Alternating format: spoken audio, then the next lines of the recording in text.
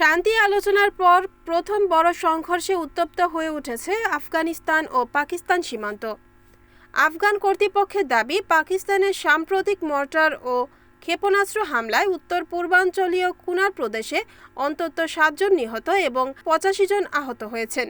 আফগান সরকারের উপপ্রবক্তা হামাদুল্লাহ ফিতরাত জানান, আসাসাবাদ শহর ও আশেপাশের এলাকায় হামলা চালানো হয়, যেখানে আবাসিক এলাকা এবং একটি বিশ্ববিদ্যালয়ও ক্ষতিগ্রস্ত হয়েছে।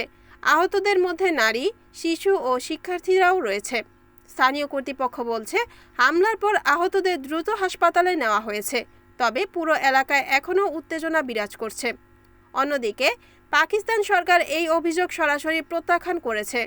ইসলামাবাদ এটিকে মিথ্যা ও প্রোপাগান্ডা বলে দাবি করে জানিয়েছে, তাদের অভিযান কেবল নির্ভুল গোয়েন্দা তথ্যের ভিত্তিতে সন্ত্রাসী ঘাঁটির বিরুদ্ধে পরিচালিত হয়।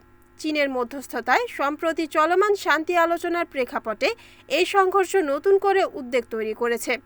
বিশ্লেষকদের মতে, সীমান্ত উত্তেজনা আবারও বড় সংঘাতের রূপ নিতে পারে। Desk report, NAN TV।